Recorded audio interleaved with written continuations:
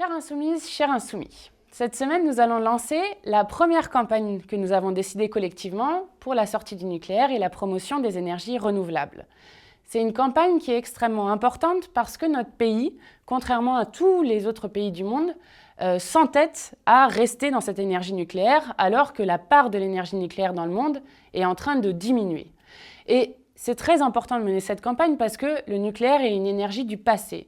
Une énergie du passé parce qu'elle ne respecte pas notre indépendance énergétique, parce qu'elle coûte plus cher que les énergies renouvelables, c'est-à-dire qu'aujourd'hui, un mégawattheure nucléaire coûte plus cher qu'un mégawattheure, par exemple, éolien ou solaire, et parce que cette énergie est une énergie qui met en danger des millions de Français et de Françaises, notamment parce qu'il y a des problèmes de sûreté.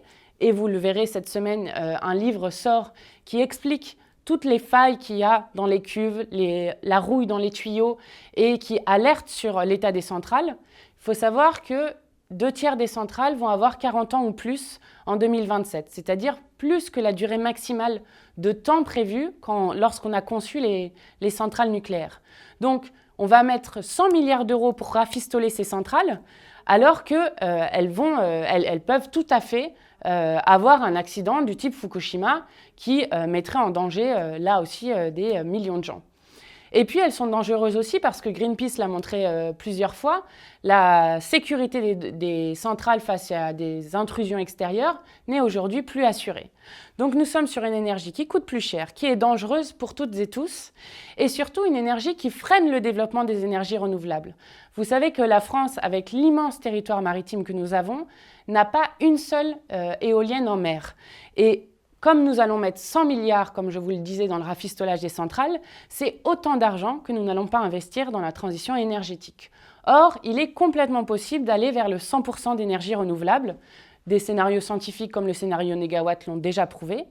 Et donc, ce que nous voulons avec cette campagne, c'est mettre cet objet politique au cœur du débat et montrer que ce que nous voulons, nous ne sommes pas des irresponsables, nous ne voulons pas arrêter du jour au lendemain en appuyant sur un bouton le nucléaire.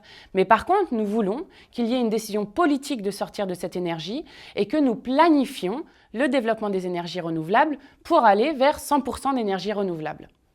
Pour mener cette campagne, nous allons, comme habituellement, avoir un kit composé d'affiches, de tracts qui nous permettront d'aller débattre avec les gens, d'interroger dans la rue, de le mettre dans le débat public. Et nous aurons aussi une liste d'intervenants que nous vous invitons à inviter chez vous pour faire des réunions publiques sur le nucléaire pour que nous puissions avoir des débats un peu partout dans le pays sur cette question.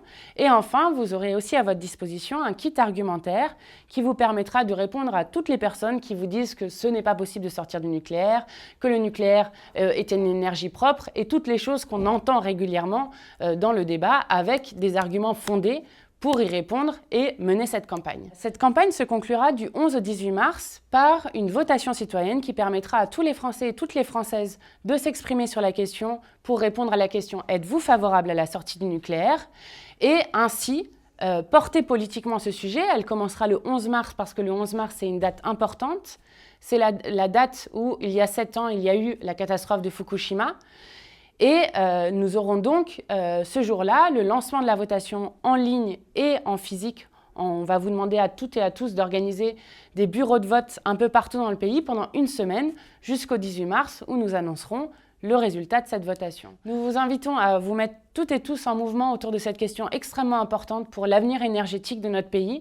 Nous avons le droit de décider sur cette question et c'est ce que nous allons faire par cette campagne. À bientôt!